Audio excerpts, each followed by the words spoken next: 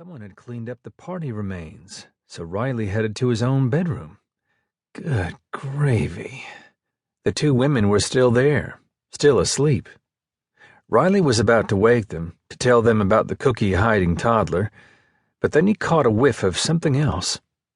Coffee. The miracle drug. And he heard someone moving around in the kitchen. Since Della and her sister Stella had sworn on John Wayne's soul and their mama's Bible that they would follow Riley's orders and stay far away from the place, there shouldn't be any sounds or smells coming from anywhere in the house.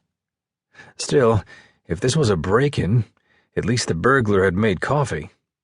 He might just give up everything of value to get a single cup. Once Riley hobbled his way to the kitchen, he saw that Etan had already crawled into a chair at the table. Like the rest of the house, the kitchen was sprawling, and even though they had two other dining rooms, Riley had eaten a lot of his meals in this room. In fact, he'd sat in that very chair where the kid was sitting now.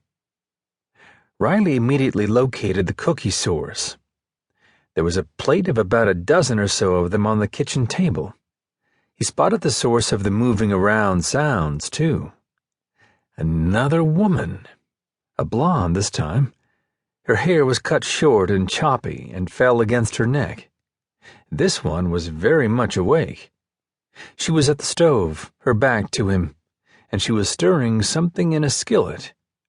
Her body swayed a little with each stir, and despite the F5 tornado in his head, Riley noticed. Hard not to notice since she was wearing denim shorts that hugged a very nice ass. An ass that was strangely familiar. She turned slightly to the side when she reached for the salt shaker, and Riley got a good look at her face. Familiar, all right. Claire. A real blast from the past. Calling Claire Davidson a childhood friend was a little like saying the ocean had a bit of water in it. Once they'd been as thick as thieves, but he'd pretty much lost touch with her after he graduated from college. Riley took a moment to savor the moment.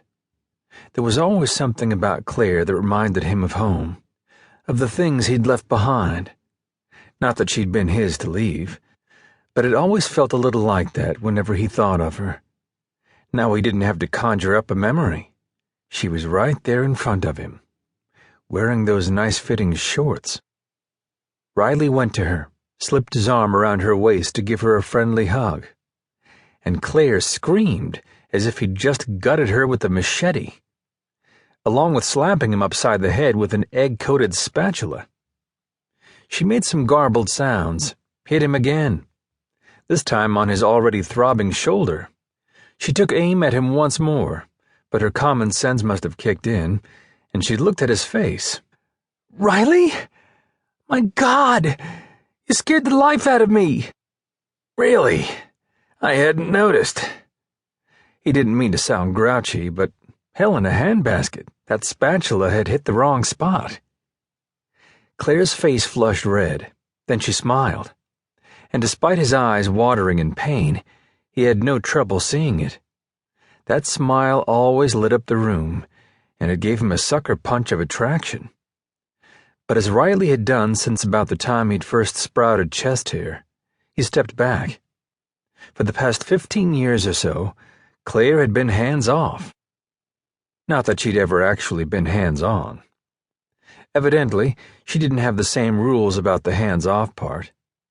She put her arms around him, pulled him really, really close to her for a hug. He wasn't able to bite back a grunt of pain, so the hug was short and sweet.